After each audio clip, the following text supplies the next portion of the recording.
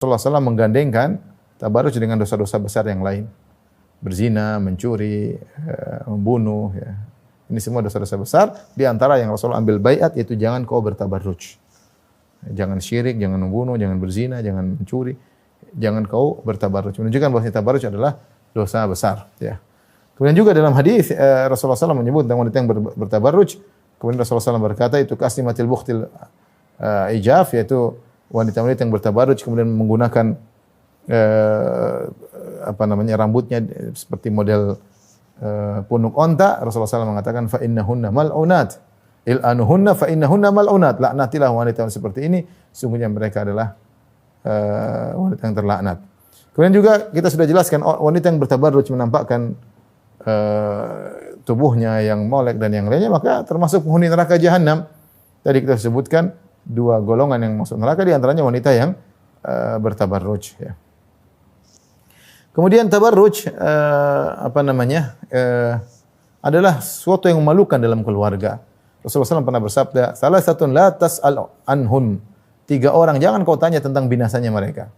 Para ulama menafsirkan la tas'al anhum, yaitu tiga orang, jangan kau tanya tentang rusaknya mereka atau binasanya mereka. Yang pertama rajulun faraqal jamaah, itu seorang laki yang kemudian memisahkan dari kaum muslimin, memberontak dan yang lainnya. Ya. Kemudian yang kedua, wa amatan au abdan abaqa min sayyidi famata. Ada budak lelaki atau budak wanita yang kabur dari tuannya kemudian dia mati. Yang ketiga, imra'atan ghaba anha zawjuha. Seorang wanita yang suaminya lagi tidak di rumah, wa qad kafaha mu'natad dunya, dan sementara suaminya sudah memenuhi kebutuhan ekonominya, artinya dikasih makan, dikasih pakaian, dikasih tempat tinggal. Fatabarrajat ba'dahu fala tas'al anhum. Kemudian dia keluar, dia bertabarruj. Suaminya enggak ada, dia malah bertabarruj. Jadi ingat ibu-ibu, mungkin kalau kita bilang sekarang keluar secara hissi, secara nyata dia keluar dari rumah. Tapi sekarang kita juga bahaya dengan namanya keluar secara maknawi, keluar di dunia maya. Nah, ini bahaya. Dia nampakkan misalnya di akunnya, dan orang semua bisa akses. Dia nampakkan kecantikannya, dia sempatkan dengan senyumannya, berhias dengan, ini tabarruj. Tentu tabarruj bertingkat-tingkat, tidak sama ya, tidak sama dengan yang berzina, tidak sama dengan menampakkan auratnya, dengan yang pakai jilbab tapi kemudian akses semua bisa diakses, atau dia masuk di grup orang semua bisa lihat, atau dia di profil picture-nya di WhatsApp gambar dia sedang bersolek, orang semua bisa akses. Itu namanya mungkin kita bilang keluar, tapi keluar di dunia maya ya. Yang Rasulullah sebutkan adalah keluar dari rumah kemudian bertabarruj bagi laki-laki lain. Saya ingatkan wanita juga bukan hanya sekedar dilarang keluar rumah, keluar di dunia maya juga. Ini juga bahaya ya. Apalagi kepada laki-laki yang dia kenal, dan ini banyak justru sumber banyak perzinahan, selingkuhan gara-gara dunia maya.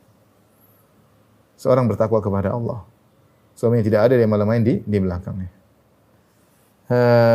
Dan kita tahu bahwasanya iblis ingin menggoda para wanita untuk bangga bisa terlihat auratnya, agar orang bisa melihat auratnya. Ya, iblis suka dengan demikian. Makanya ketika iblis menggoda Adam dan Hawa, iblis ingin mereka terlihat aurat mereka. Kata Allah Subhanahu wa taala, "Ya bani Adam la yaftinannakum asyaitanu kama akhraja abawaykum minal jannah yanzi'u anhuma libasahuma liyuriyahuma sawatihima." Wahai anak-anak Adam, janganlah kalian terfitnah oleh syaitan sebagaimana syaitan telah memfitnah kedua nenek moyang kalian. Syaitan mencabut baju mereka berdua agar terlihatlah aurat mereka berdua. Ya. Maka saya ingatkan pada para laki untuk bertakwa kepada Allah, ingatkan istrinya, ingatkan putri-putrinya, ingatkan adik perempuannya, kakak perempuannya. Ya, harus punya ghairah, rasa kecemburuan. Dan saya menjadi seorang laki yang malah kemudian membiarkan istrinya, malah menyuruhnya untuk istrinya untuk bertabarruj. Malah ingin memamerkan istrinya untuk bersolat di hadapan laki-laki lain. Kita bilang ini fitnah banyak sekali. Terjadi luar biasa dalam kita. Tapi hukum Islam harus kita sampaikan. Pelan-pelan kita berusaha memperbaiki diri kita, pelan-pelan ya. Karena saya bilang tadi sulit. Saya tidak bicara tentang orang-orang yang belum ngaji. Bagi orang sudah ngaji pun terkadang sulit menghindarkan tabarruj. Ada acara-acara dia harus bersolek.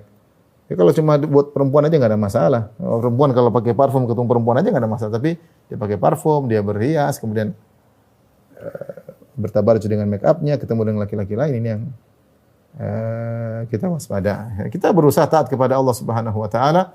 Ya. agar kita bisa wafat dalam kondisi diridhai oleh Allah Subhanahu wa taala. Hidup kita tidak lama ya. Kecantikan kita pun akan pudar ya. Ibu-ibu mau cantik sampai kapan ya? Sudah tua, sudah peot, sudah jatuh ini semua mau pakai apa, tetap aja tidak bisa seperti ketika masa muda. Maka jangan bertabarruj. Berusaha kita bertemu dengan Allah dengan diridhai oleh Allah. Kalau mau berhias untuk suami, silakan. Sepuasnya berhias buat suami. Tetapi kalau bertabarruj, menampakkan keindahan untuk lelaki lain, maka tidak boleh.